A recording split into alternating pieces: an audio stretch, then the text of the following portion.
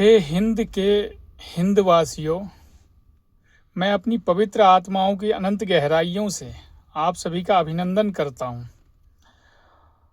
और अपनी आप बीती शेयर करता हूँ जो मैं पहले ही तमाम हायर अथॉरिटी को रिटर्न में शेयर कर चुका हूँ। ये वो बातें हैं जहाँ पर संविधान की कोई धाराएं लागू नहीं होती है। अगर किसी को मेरी बातों पर यकीन नहीं है तो कोई भी वकील साहब अपनी वकालत इन शब्दों पर आजमा सकता है, जिसमें पहला पॉइंट है, कोर्ट आज की तारीख में कोठा बन बैठा है जहां से वकीलों की दलाली चलती है और तारीख पर तारीख मिलता है। दूसरा पॉइंट है, कोर्ट बहनचोद कोठे से भी ज़्यादा बदतर है जिसका शरण लेना अपने आप में एक सजा है। तीसरा पॉइंट है कि जो लोग बाबा साहब करते हैं उनको पता होनी चाहिए, बाबा साहब बहनचोद सबसे बड़ा गांडू आदमी था जिन्होंने ऐसा संविधान लिख दिया जिसकी वजह से आज 80% मजदूर कैटेगरी के लोग कोर्ट कचहरी में रखेल बना हुआ है। जिस देश की 80% जनता कोर्ट कचहरी में रखेल बना रहेगा वो देश कभी खुलकर तरक्की नहीं कर पाएगा। चौथा पॉइंट है, जय भीम और जय संविधान के नारे लगाने वाले बहनचोद सबके सब कोठे पर का नाजायज औलाद है। अगर इन लोगों को मेरी बातों पर यकीन नहीं है तो ये लोग खुद कोठे पर जाकर देख लें। इनके तमाम माँ बहन बहू बेटी आज भी कोठे पर विराजमान है और ये कोठा भी इनके जय भीम और जय संविधान की देन है, ना कि किसी और की। और पांचवा पॉइंट है,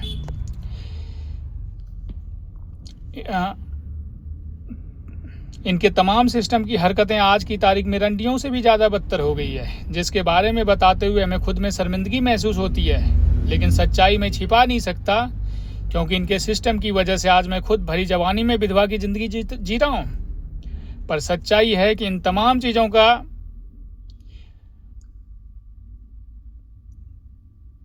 बाबा साहब की देन है। ये तमाम चीज़ें जो है ये इनके भीमराव अंबेडकर की देन है।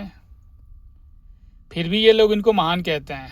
हमें तो ये समझ में नहीं आता कि देश को दो ही लोगों ने बर्बाद किया है, पहला महात्मा गांधी ने, दूसरा भीमराव अंबेडकर ने। महात्मा गांधी ने देश को डिवाइड करवा के और भीमराव अंबेडकर ने 80% मजदूर कैटेगरी के लोगों को कोर्ट कचहरी में रखेल बनवा के। रही बात उन दलित भाइयों जो जिनको मेरी बातें बुरा लगता हो, मैं आपको स्पष्ट बता दूं कि आप मेरे छोटे भाई हो। अगर कोई गलत रास्ता पकड़ ले तो उसको सही रास्ता पर लाने का मेरा फ़र्ज़ बनता है। चूँकि बहुत सारी आप बीती मेरे साथ है तो मैं चाहता हूं कि अपनी बातों को आपसे शेयर करके मैं आपको आपकी विरासत की ओर ले आऊं। मेरी किसी से कोई पर्सनल या व्यक्तिगत कोई दुश्मनी नहीं है, ये मेरी कुछ आप बीती है। और सबसे बड़ी बात मैं आपको बता दूं कि हमारा विरासत महर्षि वाल्मीकि है, वेद व्यास है, संत रविदास है, ना कि भीमराव अंबेडकर गांडू साहब है। इसलिए मेरे दोस्त, अपनी विरासत को पहचानो और ज़मीन से जुड़ो, क्योंकि फूल उसी वृक्ष के अच्छे खिलते हैं जिनकी जड़ें ज़मीन से जुड़ी होती है। इसलिए हम यही कहेंगे कि ना केवल अपने हक के लिए बल्कि भारत की भविष्य के लिए हमेशा अपना कदम बढ़ाइए और बीच में कोई भी आए, कोई भी रुकावट डाले, उसको डंडा डालिए। कम से कम डंडा डालने की क्षमता रखिए, पर किसी के पीछे मत भागिए, क्योंकि जिसके पीछे जाइएगा वो आपकी शराफत का फ़ायदा उठाएगा और आपको ही नीचा गिराएगा। इसलिए दोस्त, कहते हैं be brave, take risk, nothing can substitute your experience, so be brave as I hope you from you all. और मैं बता दूं कि जय भीम के महावीरों, स्वीकार करने की हिम्मत और सुधार करने की क्षमता रखो। शिक्षा कुछ नहीं होता, काबिलियत होनी चाहिए। मैंने कहा था ना कि मेरे से पंगा लोगे बाद में कोमा में नजर आओगे। अब भुगतो, कोई नहीं बचा सकता।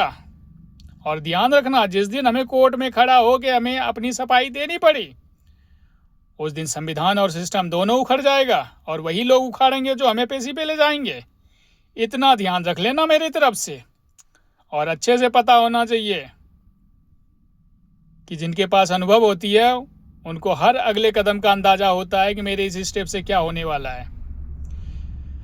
इसलिए नालायकों, मेरी बात समझोगे नहीं, करते रहो जो करना है। और रही बात जो लोग हमें गाली देते हो, मैं उनको बता दूं कि मैं उनको ये समझ के भूल जाता हूं कि सारे मानसिक रोगी अस्पताल में नहीं मिलते, कुछ खुलेआम भी घूमते हैं, और ये गाली देने वाले उसी में से हैं। नेक्स्ट पॉइंट ये मैं बता दूं आपको कि कहते हैं फिक्र मत करो इस ज़माने की, इसकी तो आदत ही है कुछ ना कुछ बड़बड़ाने की, तो सालों बड़बड़ाते रहो, मुझे कोई फ़र्क नहीं पड़ता।